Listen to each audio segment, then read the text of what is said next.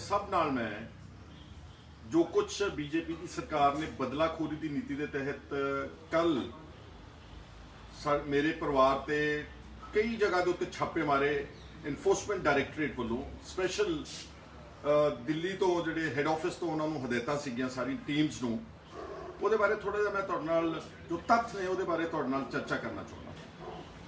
ਪਹਿਲਾਂ ਤਾਂ ਮੈਂ ਕਹਿਣਾ ਚਾਹੁੰਦਾ ਸ਼ੁਰੂਆਤ ਵਿੱਚ ਕਿ ਬਿਲਕੁਲ ਘਬਰਾਉਣਾ ਨਹੀਂਗਾ, ਮੇਰੀ ਸਿਹਤ ਤੇ ਕੋਈ ਅਸਰ ਨਹੀਂਗਾ। ਇਦਾਂ ਦੇ ਹਜ਼ਾਰਾਂ ਰੇਡ ਕਰਕੇ ਦੇਖ ਲੈਣ, ਅਗਰ ਉਹ ਸਮਝਦੇ ਨੇ ਬੀਜੇਪੀ ਦੀ ਸਰਕਾਰ ਕਿ ਇਸ ਤਰ੍ਹਾਂ ਕਿਸੇ ਨੂੰ ਧਮਕਾ ਕੇ ਜਾਂ ਈਡੀ ਦੇ ਰੇਡ ਕਰਕੇ ਜਾਂ ਸੀਬੀਆਈ ਦੇ ਰੇਡ ਕਰਕੇ ਸਾਡੀ ਜ਼ੁਬਾਨ ਬੰਦ ਕਰਾ ਲੈਣਗੇ, ਜੋ ਅਸੀਂ ਲੋਕਾਂ ਦੇ ਹਕੂਕ ਲਈ ਬੋਲਦੇ ਆ ਜਾਂ ਕਿਸਾਨ ਅੰਦੋਲਨ ਦੇ ਹੱਕ ਵਿੱਚ ਬੋਲੇ ਆ ਜਾਂ ਨਵਰੀਤ ਸਿੰਘ ਦੇ ਹੋਏ ਕਤਲ ਦੇ ਮੁਤਲਕ ਬੋਲੇ ਆ ਜਾਂ ਜੋ ਤਸ਼ੱਦਦ ਢਾਇਆ ਗਿਆ ਸਾਡੇ ਪੰਜਾਬ ਦੇ ਨੌਜਵਾਨ ਤਬਕੇ ਦੇ ਉੱਤੇ, ਚਾਹੇ ਉਹ ਨੋਦੀਪ ਕੌਰ ਸੀ ਤੇ ਚਾਹੇ ਉਹ ਸ਼ਿਵ ਕੁਮਾਰ ਸੀ ਤੇ ਚਾਹੇ ਉਹ ਲੱਖੇ ਸਿਧਾਣੇ ਦੇ ਖਿਲਾਫ ਮੁਕੱਦਮਾ ਵਾ ਤੇ ਚਾਹੇ ਉਹ ਦੀਪ ਸਿੱਧੂ ਨੂੰ ਫੜ ਕੇ ਅੰਦਰ ਦਿੱਤਾ, ਚਾਹੇ ਉਹ ਰਣਜੀਤ ਸਿੰਘ ਨੂੰ ਕਿਸ ਤਰ੍ਹਾਂ ਨਾਲ ਲੰਗਰ ਚੋਂ ਚੱਕ ਕੇ ਬੀਜੇਪੀ ਦੇ ਤੇ ਆਰਐਸਐਸ ਦੇ ਪੇਡ ਬਦਮਾਸ਼ਾਂ ਨੇ ਉਸ ਨੂੰ ਟੌਰਚਰ ਕੀਤਾ, ਕੁੱਟਿਆ, ਪੁਲਿਸ ਵਾਲੇ ਨੇ ਉਹਦੇ ਮੂੰਹ ਦੇ ਉਹਦੀ ਪੱਗ ਤੇ ਉਹਦੀ ਦਾੜੀ ਦੇ ਉੱਤੇ ਪੈਰ ਰੱਖ ਕੇ ਉਸ ਨੂੰ ਮਿੱਧਣ ਦੀ ਕੋਸ਼ਿਸ਼ ਕੀਤੀ।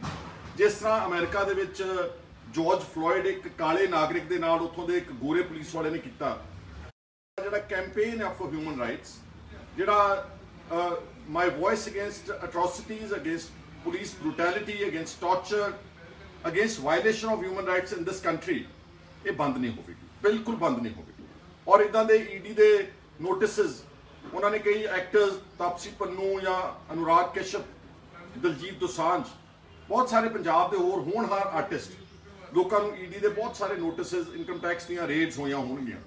ਪਰ ਜਿਹੜਾ ਕੱਲ ਉਹਨਾਂ ਨੇ ਆਣ ਕੇ ਮੇਰੇ ਹਕੂਕ ਦੇ ਉੱਤੇ ਡਾਕਾ ਮਾਰਿਆ, ਕਿਉਂਕਿ ਇੱਕ ਪਾਸੇ ਪੰਜਾਬ ਦੀ ਵਿਧਾਨ ਸਭਾ ਦਾ ਸੈਸ਼ਨ ਚੱਲ ਰਿਹਾ ਸੀ ਤੇ ਜਦੋਂ ਸਵੇਰੇ ਟੀਮ ਆਈ ਆ, ਮੈਂ ਉਹਨਾਂ ਨੂੰ ਕਿਹਾ ਮੈਂ ਮੈਂਬਰ ਆ, ਮੈਂ ਫਾਰਮਰ ਲੀਡਰ ਆਫ ਆਪੋਜੀਸ਼ਨ ਹਾਂ ਤੇ ਮੈਂ ਆਪਣਾ ਵਿਧਾਨ ਸਭਾ ਦਾ ਸੈਸ਼ਨ ਅਟੈਂਡ ਕਰਨਾ, ਤਾਂ ਤੁਸੀਂ ਮੇਰੀ ਪ੍ਰੈਮਿਸਿਸ, ਮੇਰੀ ਕੋਠੀ ਨੂੰ, ਮੇਰੇ ਘਰ ਨੂੰ ਜਿੰਨਾ ਮਰਜ਼ੀ ਸਰਚ ਕਰੋ, ਜੀ ਸਭ ਕੇ ਸਰਚ ਕਰੋ, ਕਿਉਂਕਿ ਮੈਂ ਤਾਂ ਕਦੀ ਕੋਈ ਮਨੀ ਲਾਂਡਰਿੰਗ, ਡਰੱਗ ਮਨੀ, ਇਹਦੇ ਨਾਲ ਕੋਈ ਦੂਰ ਦਾ ਸਰੋਕਾਰ ਵੀ ਨਹੀਂਗਾ।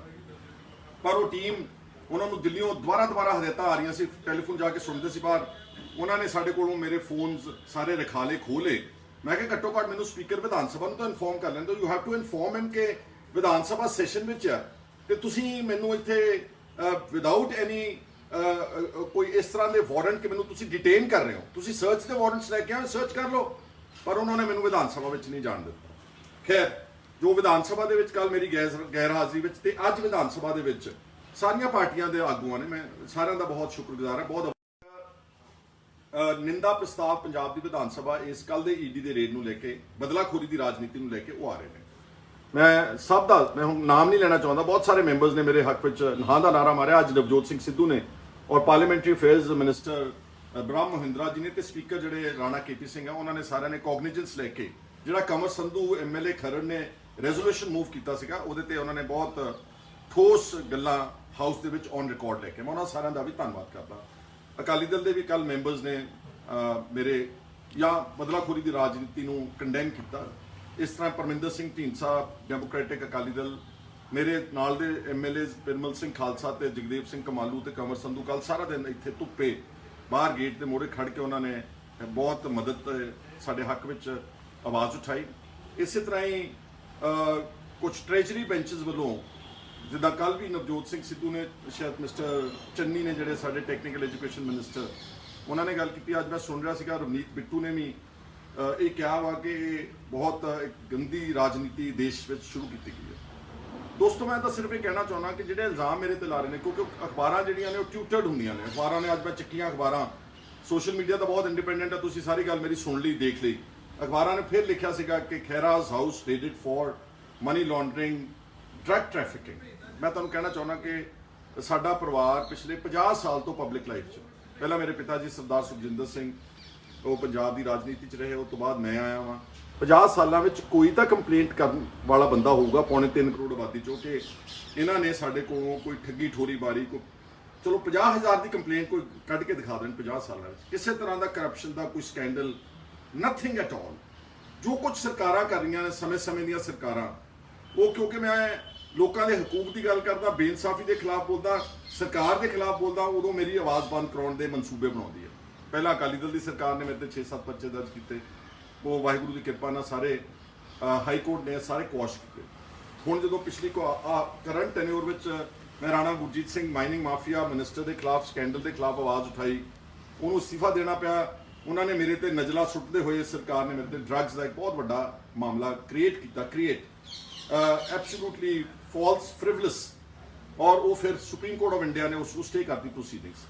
ਹੁਣ ਜਦ ਸੁਪਰੀਮ ਕੋਰਟ ਦੀਆਂ ਪ੍ਰੋਸੀਡਿੰਗਸ ਕਿਸੇ ਡਰੱਗ ਮਾਮਲੇ ਵਿੱਚ ਸਟੇਟ ਨੇ, ਇਹ ਈਡੀ ਦਾ ਰੇਡ ਉਸੇ ਹੀ ਮਾਮਲੇ ਦੇ ਵਿੱਚ ਦੁਬਾਰਾ ਮੇਰੇ ਘਰਾਂ ਦੇ ਵਿੱਚ, ਮੇਰੇ ਪਿੰਡ ਛਾਪਾਮਾਰੀ ਕੀਤੀ, ਮੇਰੇ ਚੰਡੀਗੜ੍ਹ ਘਰ ਵਿੱਚ ਕੀਤੀ, ਮੇਰੇ ਸਨ ਇਨ ਲਾਅ ਦੇ ਦਿੱਲੀ ਦੇ ਰਿਹਾਇਸ਼ ਵਿੱਚ ਉਹਨਾਂ ਨੇ ਕੀਤੀ। ਉਸੇ ਡਰੱਗਸ ਮਾਮਲੇ ਨੂੰ ਕਹਿ ਰਹੇ ਨੇ ਇਨਫੋਰਸਮੈਂਟ ਡਾਇਰੈਕਟੋਰੇਟ, ਤੇ ਮੈਨੂੰ ਨਹੀਂ ਕਿਹਾ, ਅਖਬਾਰਾਂ ਨੂੰ ਫੀਡ ਕੀਤਾ ਕਿ ਡਰੱਗਸ ਦੇ ਮਾਮਲੇ ਵਿੱਚ ਰੇਡ ਕੀਤਾ, ਜਦ ਕਿ ਇਸ ਨੂੰ ਸੁਪਰੀਮ ਕੋਰਟ ਆਫ ਇੰਡੀਆ ਨੇ ਸਟੇ ਕੀਤਾ ਹੈ।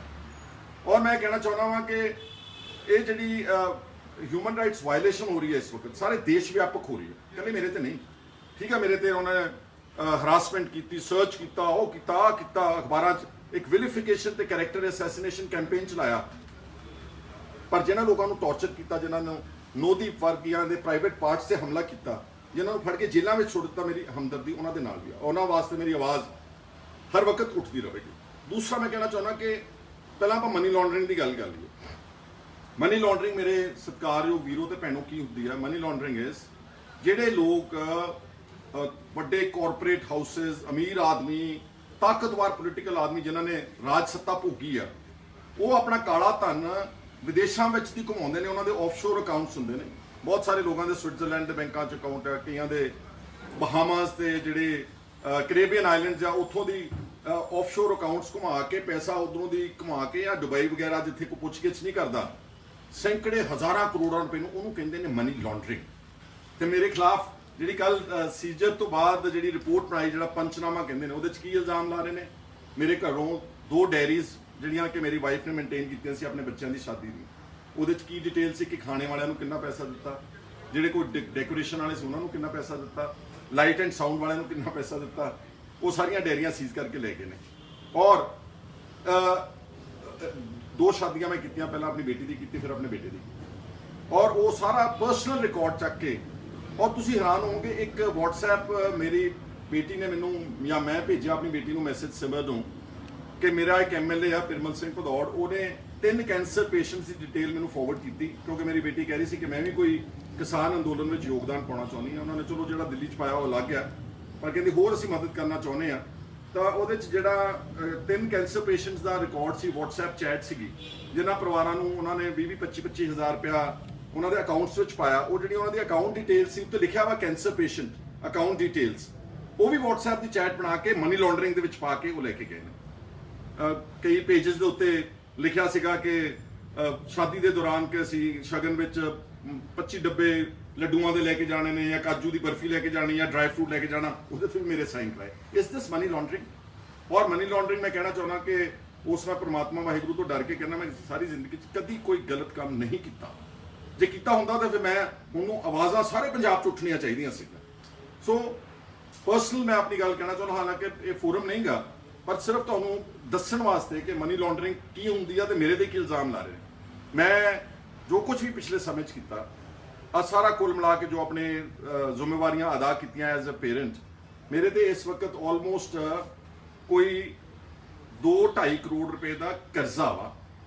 ਜਿਹੜੇ ਬੰਦੇ ਤੇ ਕਰਜ਼ਾ ਹੋਣਾ, ਔਰ ਇਹ ਕਰਜ਼ਾ ਔਨ ਰਿਕਾਰਡ ਹੈ। ਮੇਰੀਆਂ ਐਗਰੀਕਲਚਰ ਜਿਹੜੀ ਲੈਂਡ ਹੈ ਸਾਡੀ, ਉਹਨੂੰ ਗਿਰਵੀ ਰੱਖ ਕੇ ਬੈਂਕਾਂ ਤੋਂ ਐਗਰੀਕਲਚਰ ਲਿਮਿਟਸ ਬਣਾਈਆਂ ਹੋਈਆਂ ਸੀ, ਉਹਦਾ 10% ਵਿਆਜ ਲੱਗਦਾ ਹਰ ਸਾਲ।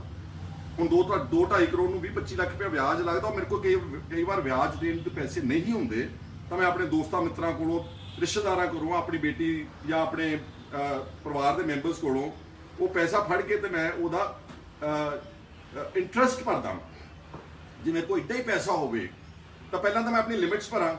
ਮੈਂ 20-25 ਲੱਖ ਰੁਪਏ ਬੈਂਕ ਨੂੰ ਕਿਉਂ ਅਦਾ ਕਰਾਂ? ਇਸ ਕਰਕੇ ਉਹਨਾਂ ਨੂੰ ਕੁਝ ਨਹੀਂ ਮਿਲਿਆ। ਔਰ ਮੇਰੇ ਪਿੰਡ ਵਿੱਚ ਬਹੁਤ ਸਾਰੀਆਂ ਸਰਚਸ, ਬਹੁਤ ਬੇਤੁਕੀਆਂ ਗੱਲਾਂ ਨੂੰ ਮਨੀ ਲਾਂਡਰਿੰਗ ਨਾਲ ਜੋੜ ਕੇ ਐਵੇਂ ਉਹ ਆਪਣਾ ਡਿਟੇਲ ਬਣਾ ਕੇ ਲੈ ਗਏ। ਉਹਨਾਂ ਨੂੰ ਸੰਗ ਆਉਂਦੀ ਸੀ ਕਿ ਹੁਣ ਅਸੀਂ ਕੀ ਕਵਾਂਗੇ ਕਿ ਅਸੀਂ ਮਨੀ ਲਾਂਡਰਿੰਗ ਦੇ ਆਧਾਰ ਦੇ ਉੱਤੇ ਆਏ, ਤੇ ਲੱਭਿਆ ਕੀ ਹੁਣ ਆ ਗਈ ਡਰੱਗਸ ਦੀ ਗੱਲ। ਡਰੱਗਸ ਦੇ ਵਿੱਚ ਇੱਕ ਨਵੇਂ ਪੈਸੇ ਦਾ ਉਹਨਾਂ ਦੇ ਕੋਲ ਕੋਈ ਰਿਕਾਰਡ ਨਹੀਂ ਸੀ, ਇੱਕ ਨਵੇਂ ਪੈਸੇ ਦਾ। ਬਟ ਅਖਬਾਰਾਂ ਲਿਖੀ ਜਾਂਦੀਆਂ ਨੇ Khaira's house raided for money laundering and drugs. ਮੇਰੀ ਉਸ ਮੀਡੀਆ ਨੂੰ ਵੀ ਮੇਰੀ ਹੱਥ ਜੋੜ ਕੇ ਬੇਨਤੀ ਕਿ ਤੁਸੀਂ ਕਿਸੇ ਦਾ ਕੈਰੈਕਟਰ ਅਸੈਸੀਨੇਟ ਕਰਨ ਲੱਗੇ, ਕਲਮ ਨਾਲ ਲਿਖਣ ਲੱਗੇ 2 ਮਿੰਟ ਸੋਚਿਆ ਕਰੋ। ਅਗਰ ਇਹੀ ਇਲਜ਼ਾਮ ਤੁਹਾਡੇ ਤੇ ਲੱਗਦੇ ਹੋਣ ਤੇ ਹੋਣ ਬੇਬੁਨਿਆਦ, ਤੇ ਤੁਹਾਡੇ ਤੇ ਕੀ ਬੀਤਦੀ ਹੋਵੇ। ਇਸ ਲਈ ਮੇਰੇ ਵੀਰੋ ਭੈਣੋ, ਸਤਿਕਾਰਯੋਗ ਵਿਸ਼ਵ 'ਚ ਬੈਠੇ ਪੰਜਾਬ ਦੇ ਲੋਕਾਂ ਨੂੰ ਮੈਂ ਤੁਹਾਡੇ ਅੱਗੇ ਸਿਰ ਝੁਕਾਉਣਾ ਵਾ। ਤੁਸੀਂ ਸਭ ਨੇ ਮੇਰੀ ਬੜੀ ਮਦਦ ਕੀਤੀ, ਅੱਜ ਦੀ ਨਹੀਂ, ਲਗਾਤਾਰ।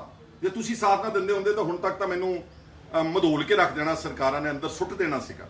ਪਰ ਪਿੱਛੇ ਕੀ ਕਹਿੰਦੇ ਹੁੰਦੇ ਆ, ਆਵਾਜ਼ੇ ਖਲਕਤ ਨਗਾਰਾ ਖੁਦਾ, ਲੋਕਾਂ ਦੀ ਆਵਾਜ਼ ਰੱਬ ਦੀ ਆਵਾਜ਼। ਤੁਹਾਡੀਆਂ ਅਰਦਾਸਾਂ ਇੰਨੀਆਂ ਕੰਮ ਆਈਆਂ ਕਿ ਮੈਂ ਮੁਸ਼ਕਲ ਤੋਂ ਮੁਸ਼ਕਲ ਹਾਲਾਤਾਂ ਵਿੱਚ ਦੀ ਲੰਘ ਗਿਆ। ਮੈਂ ਲੀਡਰ ਆਫ ਆਪੋਜੀਸ਼ਨ ਸੀਗਾ ਜਦੋਂ ਮੇਰੇ ਤੇ ਹਮਲਾ ਕੀਤਾ ਗਿਆ, ਆਹੀ ਇਲਜ਼ਾਮ drugs, money laundering etcetera etcetera. ਪਰ ਉਹ ਤੁਹਾਡੇ ਅਰਦਾਸਾਂ ਦੇ ਕਰਕੇ ਸੁਪਰੀਮ ਕੋਰਟ ਆਫ ਇੰਡੀਆ ਨੇ ਉਸ ਨੂੰ ਸਟੇ ਕੀਤਾ। ਇਹਦੇ ਦੌਰਾਨ ਬੜੇ ਜੱਜਸ ਦੇ ਸਕੈਂਡਲ ਐਕਸਪੋਜ਼ ਕੀਤੇ। ਉਹਦੀ ਆਡੀਓ ਕਲਿੱਪ ਆਈ ਜਿਸ ਨੇ ਮੇਰੇ ਖਿਲਾਫ ਹਾਈ ਕੋਰਟ ਦਾ ਫੈਸਲਾ ਦਿੱਤਾ ਸੀਗਾ। ਉਹਦੀ ਆਡੀਓ ਕਲਿੱਪ ਕਿ 35 ਲੱਖ ਰੁਪਇਆ ਉਸਨੇ ਇੱਕ ਆਦਮੀ ਕੋਲੋਂ ਕੰਮ ਰਿਸ਼ਵਤਖੋਰੀ ਚ ਲਿਆ। ਸਰਕਾਰ ਨੇ ਉਹਨੂੰ ਕੁਝ ਨਹੀਂ ਕੀਤਾ, ਉਹਨੂੰ ਤੋਹਫਾ ਦਿੱਤਾ। ਉਹਨੂੰ ਬਾਅਦ ਵਿੱਚ ਐਜੂਕੇਸ਼ਨ ਟ੍ਰਿਬਿਊਨਲ ਦਾ ਉਹਨੂੰ ਮੈਂਬਰ ਬਣਾ ਦਿੱਤਾ ਵਾ, ਉਸੇ ਜੱਜ ਨੂੰ ਜਿਹਨੇ ਮੇਰੇ ਕੇਸ ਨੂੰ ਰਿਜੈਕਟ ਕਰਨ ਲਈ, ਡਿਸਮਿਸ ਕਰਨ ਲਈ ਪੈਸਾ ਲਿਆ ਸੀਗਾ। ਸੋ ਕੜੀ ਨਾਲ ਕੜੀ ਉਹ ਜੁੜ ਗਈ ਸੀ। ਇਸ ਕਰਕੇ ਮੈਂ ਇਹ ਪ੍ਰਣ ਕਰਦਾ ਵਾਂ ਕਿ ਇਹ ਜਿਹੜੀ ਆਵਾਜ਼ ਪਹਿਲਾਂ ਬੋਲਦੇ ਨੇ, ਚੱਕਦੇ ਰਹੇ ਨਵਰੀਤ ਦੇ ਹੱਕ ਵਿੱਚ, ਹਿਊਮਨ ਰਾਈਟ ਐਕਟਿਵਿਸਟ ਦੇ, ਇਹ ਹੋਰ ਤੇਜ਼ ਕਰਾਂਗੇ। ਔਰ ਮੈਂ 2 ਦਿਨ ਤੋਂ ਬਾਅਦ ਮੈਂ ਪ੍ਰੋਗਰਾਮ ਦੇਣਾ ਵਾ ਤੇ ਮੈਂ ਉਸੇ ਕਿਸਾਨ ਅੰਦੋਲਨ ਵਿੱਚ ਜਾਣਾ ਵਾ ਦੁਬਾਰਾ। ਜੇ ਬੀਜੇਪੀ ਜਾਂ ਸਰਕਾਰ ਇਹ ਸਮਝਦੀ ਆ ਕਿ ਤੁਸੀਂ ਇਦਾਂ ਦੀਆਂ ਗਿੱਦੜ ਭੁੱਕੀਆਂ ਦੇ ਨਾਲ ਪਰਚੇ ਦਰਜ ਕਰਕੇ ਸਾਡੇ ਰੇਡ ਮਾਰ ਕੇ ਤੁਸੀਂ ਇਸ ਗੱਲ ਤੋਂ ਸਾਨੂੰ ਪਿੱਛੇ ਹਟਾ ਦੋਗੇ, ਤੁਸੀਂ ਨਹੀਂ ਹੀ ਹਟਾ ਸਕਦੇ।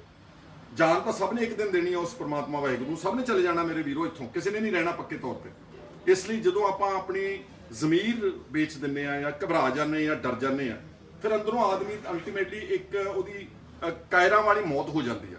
ਸੋ ਕਾਇਰਾਂ ਨਾਲੋਂ ਮਰਨ ਨਾਲੋਂ ਜੁਰਤ ਨਾਲ ਗੱਲ ਕਹਿ ਕੇ, ਆਪਣੀ ਪੂਰੀ ਗੱਲ ਪੱਖ ਰੱਖ ਕੇ, ਅਗਰ ਤੁਹਾਡਾ ਨੁਕਸਾਨ ਨਹੀਂ ਹੁੰਦਾ ਤਾਂ ਫਿਰ ਦੇਖੀ ਜਾਊਗੀ। ਮੈਨੂੰ ਕੋਈ ਜੇਲ੍ਹ ਜਾਣ ਤੋਂ ਵੀ ਡਰ ਨਹੀਂ। ਅਗਰ ਉਹਨਾਂ ਨੂੰ ਲੱਗਦਾ ਨਾ ਕਿ ਕੋਈ ਕਿਸੇ ਨੂੰ ਜੇਲ੍ਹ ਭੇਜ ਕੇ ਬਹੁਤ ਵੱਡਾ ਅਸੀਂ ਪ੍ਰਾਪਤ ਕਰ ਲਾਂਗੇ, ਡਜ਼ਨਟ ਅਫੈਕਟ ਮੀ। ਕਿਉਂਕਿ ਮੇਰੇ ਪਿਤਾ ਜੀ ਸਰਦਾਰ ਸੁਖਜਿੰਦਰ ਸਿੰਘ, ਮੈਂ ਜਦੋਂ ਛੋਟਾ ਹੀ ਸੀਗਾ, ਐਮਰਜੈਂਸੀ ਵਿੱਚ ਉਹਨਾਂ ਨੇ ਪਹਿਲਾਂ 19 ਮਹੀਨੇ ਜੇਲ੍ਹ ਕੱਟੀ। ਮੈਂ ਛੋਟਾ ਜਿਹਾ ਸੀਗਾ ਜੋ ਉਹਨਾਂ ਨੂੰ ਫਿਰੋਜ਼ਪੁਰ ਜੇਲ੍ਹ ਵਿੱਚ ਮਿਲਣ ਜਾਂਦਾ ਸੀ। ਉਸ ਤੋਂ ਬਾਅਦ ਉਹਨਾਂ ਨੇ ਨੈਸ਼ਨਲ ਸਿਕਿਉਰਿਟੀ ਐਕਟ ਲਾਇਆ ਸੀ। ਉਸ ਵੇਲੇ ਇੱਕ ਕਾਲਾ ਕਾਨੂੰਨ ਸੀਗਾ ਕਿ 1 ਸਾਲ ਤੁਸੀਂ ਵਿਦਆਊਟ ਗਿਵਿੰਗ ਐਨੀ, ਅਸਾਈਨਿੰਗ ਐਨੀ ਰੀਜ਼ਨ ਔਰ ਐਨੀ ਅਪੀਲ, ਤੁਸੀਂ ਕਿਸੇ ਨੂੰ ਵੀ ਡਿਟੇਨ ਕਰ ਸਕਦੇ ਹੋ। ਉਹ ਨੈਸ਼ਨਲ ਸਿਕਿਉਰਿਟੀ ਐਕਟ ਵਿੱਚ ਮੇਰੇ ਪਿਤਾ ਜੀ ਨੇ ਕਿੱਥੇ ਕਿੱਥੇ ਜੇਲ੍ਹਾਂ ਕੱਟੀਆਂ ਨੇ। ਇੱਕ ਪੂਰਾ ਸਾਲ ਅਗਰਤਲਾ ਵਿੱਚ, ਤ੍ਰਿਪੁਰਾ 'ਚ ਕੱਟਿਆ, ਵੈਸਟ ਬੰਗਾਲ ਤੋਂ ਪਰੇ ਇੱਕ ਛੋਟੀ ਜਿਹੀ ਸਟੇਟ। ਉਸ ਤੋਂ ਬਾਅਦ ਕਿਉਂਝਰ ਇਨ ਉੜੀਸਾ, ਫਤਿਹਪੁਰ ਸਿਕਰੀ ਇਨ ਉੱਤਰ ਪ੍ਰਦੇਸ਼, ਹਜ਼ਾਰੀਬਾਗ ਇਨ ਬਿਹਾਰ, ਐਂਡ ਤਿਹਾੜ ਜੇਲ੍ਹ ਬਹੁਤ ਲੰਬਾ ਅਰਸਾ, ਅੰਬਾਲੇ ਦੀ ਜੇਲ੍ਹ, ਚੰਡੀਗੜ੍ਹ ਦੀ ਬੁੜੈਲ ਜੇਲ੍ਹ, ਜਲੰਧਰ ਦੀ ਜੇਲ੍ਹ, ਕਪੂਰਥਲੇ ਦੀ ਜੇਲ੍ਹ। ਸੋ ਇਹਨਾਂ ਨੂੰ ਲੱਗਦਾ ਕਿ ਇਦਾਂ ਉਹ ਡਰਾ ਲੈਣਗੇ ਸਾਨੂੰ, ਨੈਵਰ ਐਵਰ। ਸੋ ਬਸ ਤੁਹਾਨੂੰ ਮੈਂ ਇਹ ਕਹਿਣਾ ਚਾਹੁੰਦਾ ਸੀਗਾ ਕਿ ਮੇਰੀ ਆਵਾਜ਼ ਕਾਇਮ ਹੈ। ਔਰ ਤੁਹਾਡਾ ਸਾਰਿਆਂ ਦਾ ਮੈਂ ਸ਼ੁਕਰੀਆ ਅਦਾ ਕਰਨਾ। ਜਿਹੜੀ ਪੋਲੀਟੀਕਲ ਪਾਰਟੀਆਂ ਲੀਡਰਾਂ ਨੇ ਕੀਤਾ, ਮੈਂ ਸਭ ਦੇ ਨਾਮ ਨਹੀਂ ਲੈ ਸਕ ਰਿਹਾ, ਮੈਂ ਉਹਨਾਂ ਦਾ ਵੀ ਸ਼ੁਕਰੀਆ ਅਦਾ ਕਰਦਾ।